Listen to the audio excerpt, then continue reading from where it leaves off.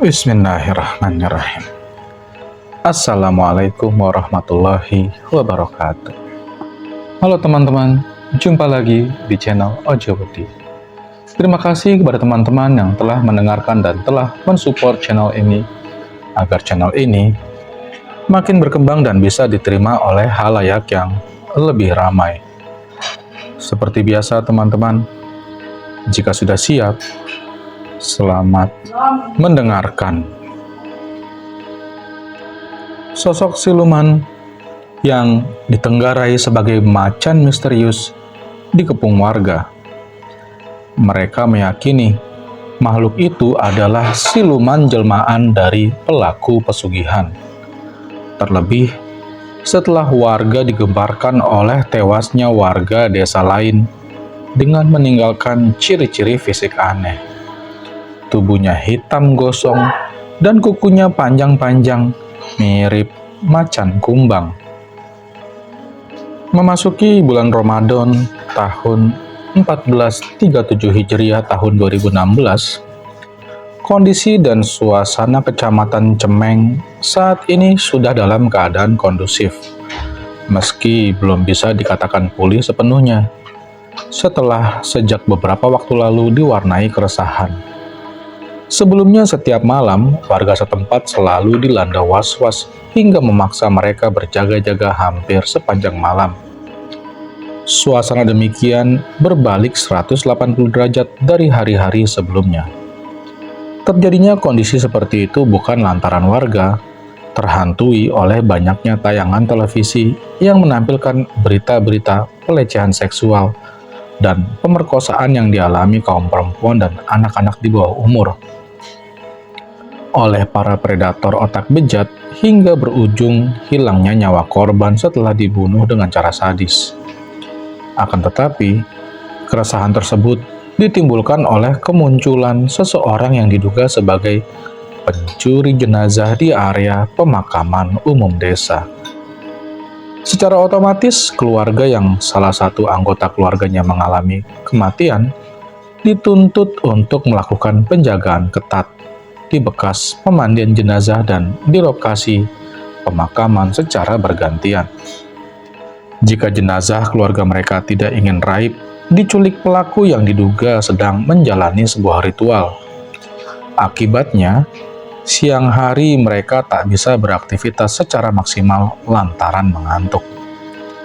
Beberapa tempat usaha baik toko maupun warung yang biasanya buka hingga malam hari nyaris tutup. Gambaran kenekatan itu belakangan ini kembali ditunjukkan seseorang di wilayah tersebut. Para pelaku telah dengan beraninya mencuri jenazah mayat yang sudah dikebumikan lebih dari 1 bulan. Tak pelak, ulahnya sangat meresahkan warga dan membuat geram keluarga almarhum yang jenazahnya dicuri. Pencurian jenazah sepanjang yang diketahui sebenarnya sudah belasan kali terjadi, dan yang paling menggemparkan, meskipun warga rata-rata sudah lupa tahun kejadiannya, akan tetapi masih membekas di ingatan mereka rencana pencurian tersebut.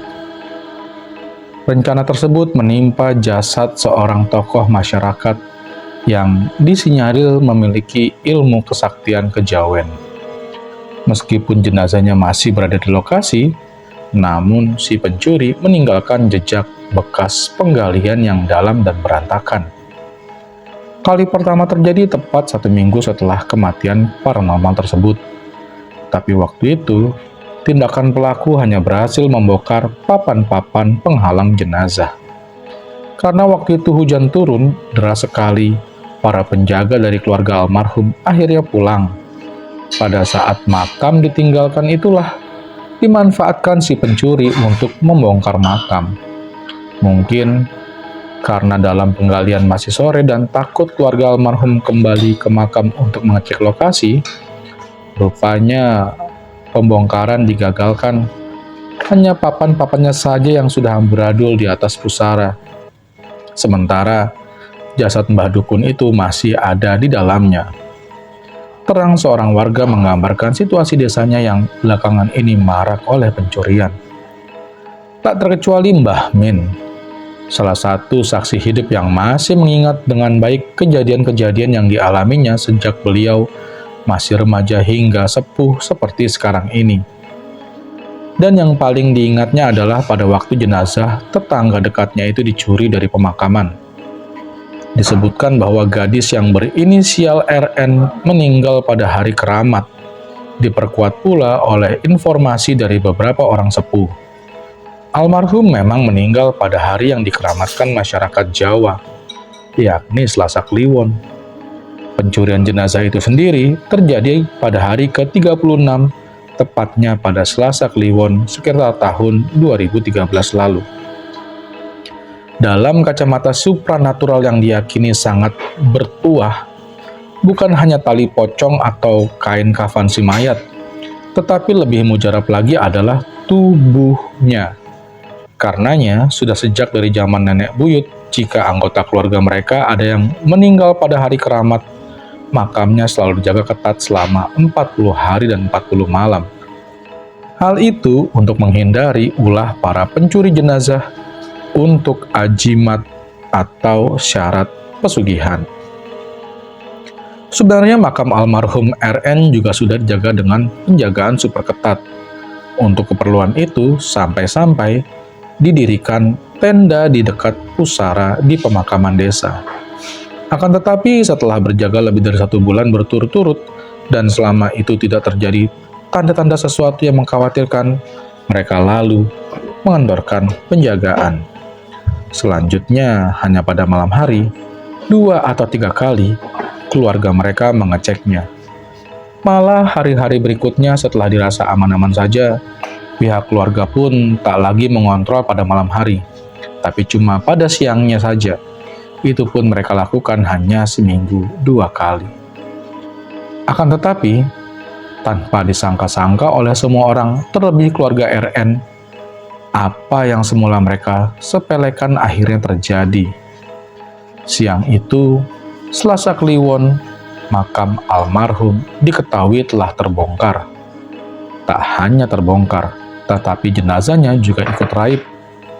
Kali pertama yang mengetahui hal itu yakni para peziarah asal desa tetangga yang akan nyekar untuk keluarga mereka yang dimakamkan di TPU tersebut. Berita hilangnya jenazah RN dengan cepat tersiar luas hingga menggemparkan warga dalam waktu singkat, ratusan orang sudah memadati pemakaman umum desa tersebut. Pihak berwajib dari polsek setempat pun cepat turun ke TKP dan mengambil alih penanganan kasus itu. Hingga beberapa hari setelah makam diuruk dan dirapikan kembali, makam tersebut masih didatangi orang yang masih penasaran. Sementara itu, pihak berwajib terus melakukan penyelidikan untuk mengetahui dan menangkap pelakunya. Langkah serupa juga dilakukan oleh pihak keluarga almarhumah.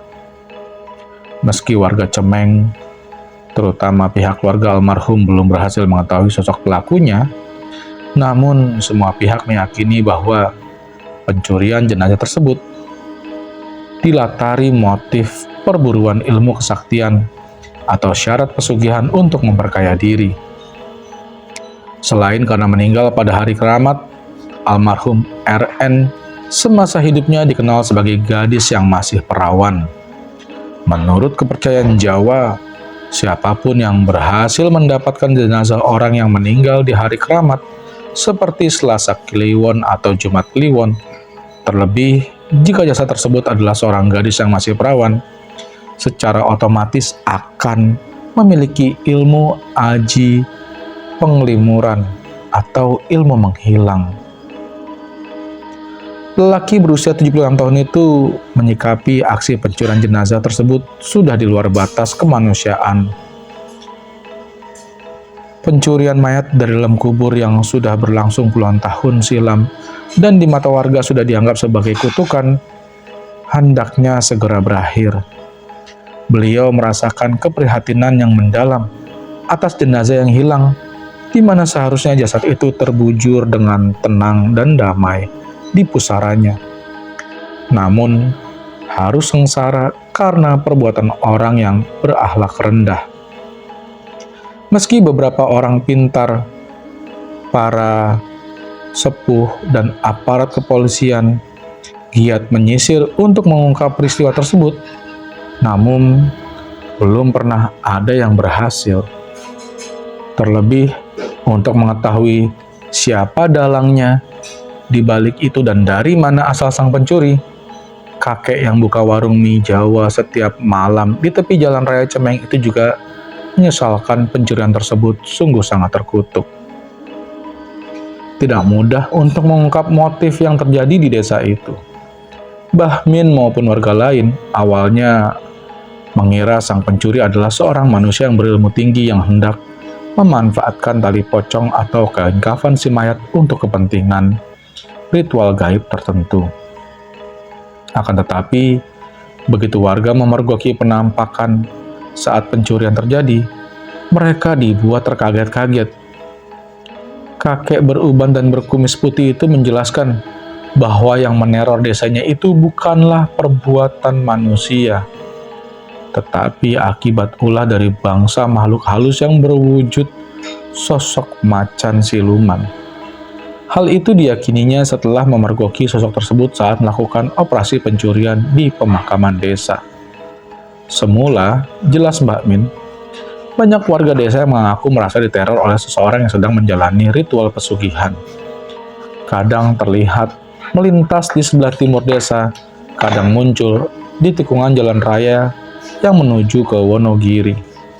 Bahkan beberapa orang pernah memergoki sosoknya berada di sekitar pemakaman desa, singkil dari area pemakaman umum Pinatar, Purung.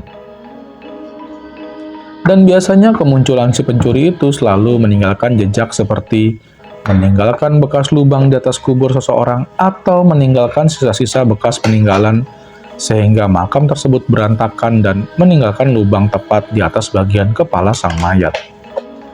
Yang terakhir disaksikan Mbah Min adalah kemunculan sang pencuri yang bertepatan dengan meninggalnya almarhum RN. Warga singkil itu meninggal pada hari Selasa Kliwon. Kata orang-orang terdahulu, jika ada warga yang meninggal pada hari itu, salah satu bagian dari mayat tersebut diambil untuk jimat atau pesugihan. Kalangan masyarakat Jawa, ada ritual gaib yang menggunakan bagian tubuh korban yang meninggal pada Selasa Kliwon. Terang Mbah Min membuka perbincangan. Karena itulah, untuk mengantisipasi keadaan warga memilih untuk ronda malam. Sambungnya dengan nada pelan.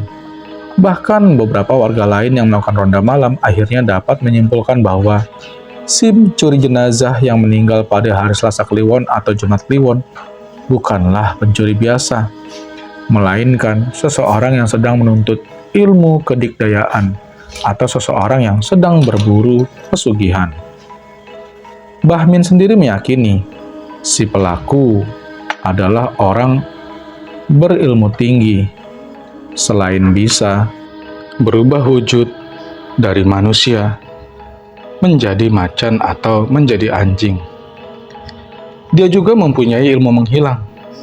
Jadi katanya wajar kiranya kalau yang bersangkutan sulit ditangkap oleh siapapun. Bahkan ditambahkan kakek duda itu bahwa si pelaku mendapatkan ilmu kesaktian itu setelah bertahun-tahun berburu ilmu gaib di kawasan Keramat dan Angker. Pesentiran Gondomayit di Kabupaten Tulungagung, Jatim. Tapi menurut Mbah, setiap perbuatan yang jelek pasti akan kalah oleh kebenaran. Itulah yang terjadi pada desa kami. Beberapa tahun belakangan ini, untungnya saat-saat menjelang bulan Ramadan, masyarakat Cemeng sudah kembali kondusif, meskipun belum sepenuhnya aman terangnya. Apa yang diterangkan kakek yang masih tanghias itu, selain atas naluri juga diyakinkan oleh pengalaman para tetangga lainnya yang juga ikut dalam perburuan tersebut. Salah satu yang masih diingat adalah pengalaman Sumitro, teman bermain semenjak remaja yang memiliki sifat temperamental, namun sangat pemberani dan nekat. Tetangga desanya itu yakin jika yang telah meresahkan warga itu adalah seorang berilmu tinggi yang sedang berburu pesugihan dengan memanfaatkan kesaktian ilmu siluman macan. Pada saat aksi pencurian jenazah almarhum RN terjadi, dialah yang mengkoordinir warga untuk menangkap pelakunya. Setiap malam mereka melakukan penyisiran di setiap sudut kampung dan di beberapa lokasi pemakaman desa. Selain itu, dia juga menempatkan sedikitnya 4 orang untuk berjaga-jaga di setiap pintu masuk dan keluar desa. Namun, hebatnya si pelaku selalu berhasil meloloskan diri dari jebakan maupun kepungan. Berkali-kali tidak berhasil menangkap sementara teror dan pencurian secara misterius terus berlanjut dan membuat warga semakin geram di puncak kemarahan. Warga tak lagi ingin menangkap sosok si pelaku untuk diketahui jati dirinya, tapi mereka sudah bertekad untuk langsung membantainya jika berhasil menangkap. Butuh ritual khusus, seperti kejadian yang sulit dinalar dengan akal terjadi pada saat menjelang malam ke-36 setelah kematian almarhumah RN. Warga kembali menggelar operasi secara diam-diam. Kali itu, jumlah orang yang rela untuk terjun berburu jauh lebih banyak dari hari-hari sebelumnya. Hal itu dipicu firasat dirinya bila si pencuri akan muncul dan beraksi lagi sekitar tengah malam. Beberapa orang yang ditugaskan untuk memantau lokasi yang diperkirakan sebagai tempat kemunculannya, sementara sisanya diminta berjaga-jaga di beberapa lokasi lain. Ketika itu, setelah melakukan kontak batin, Sumitro langsung menyuruh warga untuk berjaga di lokasi pemakaman yang akan dilewati si pencuri gaib. Katanya menerangkan kembali peristiwa mistik waktu itu. Firasat Sumitro ternyata benar. Setelah sekitar 1 jam menunggu, pada pukul 01.30 waktu Indonesia Barat, warga melihat bayangan kemunculan sang pencuri dari kejauhan tengah berjalan ke arah pemakaman desa. Akan tetapi, setelah begitu dekat, mereka dibuat terhenyak kaget begitu sosok tersebut muncul di hadapan mereka. Pasalnya, bayangan si pencuri yang terbayang dalam otak mereka adalah manusia. Ternyata meleset, sebab sosok tersebut adalah seekor macan kumbang. Meski ketakutan mulai menjalari mereka yang tengah menyaksikan kemunculan macan itu, namun mereka berusaha untuk tetap tenang agar sosok macan itu tidak mengetahui pengintaian mereka. Setelah memasuki gerbang makam, macan berbulu hitam itu terlihat mondar-mandir seperti sedang mencari makam seseorang. Lantas, tepat di sisi kuburan almarhumah RN, barulah sosoknya terdiam untuk beberapa saat. Tak lama setelahnya, gerakannya mulai terlihat aneh. Persis di bagian kepala jenazah yang dikubur itu, sosok macan tersebut mulai mengangkat kedua kaki depannya, seolah sedang menyembah. Bahkan gerakan seperti itu dilakukannya hingga sebanyak 3 kali berturut-turut. Selang beberapa menit kemudian, sepasang kakinya tadi dia gerakan kembali, namun kali ini digunakan untuk menggaruk tanah kuburan. Juga sebanyak 3 kali yang terjadi sungguh luar biasa. Secara perlahan, sosok mayat yang sudah kotor oleh tanah itu kemudian muncul ke permukaan makam. Dan dengan cekatan, setelah jenazah itu muncul dari liang lahat, macan itu kemudian berdiri tegak lantas mengikat jenazah tersebut dengan ekornya yang panjang secara menyilang. Setelah itu barulah menggendongnya. Dari kenyataan yang dilihat Sumitro yang tak berkedip saat pengintaian tingkah laku macan, setelah berhasil mengikat dan menggendongnya, kemudian jenazah itu dibawanya lari dari tempat itu dengan gerakan yang cepat luar biasa. Yang mengherankan, kekuatan ilmu gaib yang dimiliki sosok macan tersebut begitu tinggi sehingga tak ada yang berhasil mengalahkannya. Salah seorang tokoh spiritual setempat yang juga dikenal sebagai aparat di desa itu kemudian diketahui memiliki ilmu tinggi dan kebetulan waktu itu ikut pula beraksi. Ternyata beliau tak mampu menandingi kesaktian siluman itu. Ternyata dia tak mampu berbuat apa-apa. Yang dilakukannya hanya bengong seperti sapi ompong. Konco Simbah itu bahkan pernah melihat kejadian itu dengan mata kepala sendiri. Bukan hanya sekedar cerita. Sambung Mbah Min menggambarkan kondisi saat pengintaian berlangsung. Semua orang yang pernah menyaksikan siluman itu menggendong jenazah rata-rata berlari menuju ke arah tenggara. Mencilati air bekas memandikan jenazah. Selain mengupas pengalaman teman dekatnya itu, Mbah Min juga mengisahkan satu cerita lain yang berkaitan dengan pencurian jenazah. Sebut saja Pak Waluyo, warga Madiun yang sedang tugas diperbantukan di Pacitan. Ketika sedang pulang dari tugas juga pernah ikut nimbrung dalam perburuan si pencuri jenazah yang sedang dikepung warga. Kejadian itu berlangsung di sekitar lokasi persawahan di ujung desa. Ketika si pencuri menuju ke arahnya, dirinya yang telah siap siaga untuk mengantisipasi keadaan agar buruan warga itu tidak lolos. Walaupun Waluyo pun segera ancang-ancang membuat kuda-kuda untuk menubruk dan menangkapnya. Akan tetapi, saat hendak menubruknya, ternyata kedua tangan dan kakinya mendadak tak bisa digerakkan untuk menangkap si pelaku. Pak Waluyo mendadak terkesima. Upaya penangkapan tidak semulus yang diinginkan. Manakala mendapati buruannya bukanlah sosok manusia yang mereka kejar sejak dari pemakaman. Ternyata hanyalah seekor anjing kampung yang memiliki tubuh besar dan berbulu hitam. Meski akhirnya berhasil ditangkap, namun lebih dulu harus diwarnai aksi kejar-kejaran nan seru.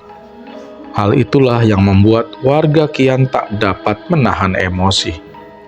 Maka tak pelak, begitu tertangkap, anjing itu langsung dibakar hidup-hidup hingga tersisa tulang dan abunya saja. Saat itu Pak Waluyo sudah mencoba untuk mencegah emosi warga, tetapi tidak bisa berbuat banyak karena mereka memang sudah berencana untuk membunuhnya sejak lama, ujar Mbah Min. Usaha untuk menangkal pencurian jenazah terus mereka lakukan tanpa putus asa, terlebih oleh para pini sepuh atau tokoh spiritual. Kabar terakhir yang Mbah dengar dari para sesepuh untuk menangkal pencurian itu, di saat ada yang meninggal, warga membuat lubang untuk menampung air bekas pemandikan jenazah. Sambungnya menasihati. Setelah air bekas memandikan jenazah itu semuanya tertampung, kemudian ditutup kembali dengan cara mengaruknya dengan tanah. Dengan demikian, siluman macan itu tidak bisa mencilati air bekas memandikan jenazah, khususnya untuk jenazah yang meninggal pada hari Selasa Kliwon atau Jumat Kliwon. Imbuhnya meyakinkan. Mati meninggalkan ciri-ciri fisik aneh. Tidak dapat ranting, akar pun jadi. Mungkin pepatah itulah yang cocok untuk kondisi warga desa Singkil sewaktu pengejaran gagal total, tak bisa mendapatkan siluman macan. Membunuh anjing pun sudah cukup. Keberhasilan membinasakan hewan anjing yang sebelumnya diyakini sebagai pencuri jenazah memuaskan banyak pihak. Apalagi warga desa itu sudah sangat yakin jika anjing tersebut dipercaya sebagai siluman macan yang telah merubah wujud menjadi seekor anjing jejadian. Mereka yakin tidak salah tangkap dan tidak salah buru. Keyakinan tersebut menguat setelah keesokan harinya terjadi peristiwa yang janggal di desa Jetnes. Sebuah desa yang terletak di perbatasan antara Pacitan dan Wonogiri. adalah Kartinah, 40 tahun. Warga desa ini yang pertama kali mengetahui adanya peristiwa di desa Jetis itu. Waktu itu ia kebetulan sedang bertandang ke rumah saudaranya yang tinggal di desa tersebut. Peristiwa janggal itu sendiri terkait dengan kematian seseorang warga desa setempat. Lelaki yang tak diketahui namanya itu meninggal dengan tubuh kondisi menghitam. Seperti layaknya habis dibakar. Selain meninggalkan kondisi gosong, juga kuku-kuku tangan dan kuku-kuku kakinya yang panjang dan tajam masih terlihat jelas sangat mirip dengan kuku-kuku macan. Bentuknya persis seperti kuku-kuku macan pada umumnya, ujar Kartinah, meyakinkan warga desanya pada waktu kejadian. Beberapa tetangga almarhum yang kebetulan juga sudah mendengar kabar keberhasilan warga desa Cemeng dalam menangkap dan membakar siluman macan hingga tewas, meskipun hasilnya dan kenyataannya hanyalah seekor anjing kampung.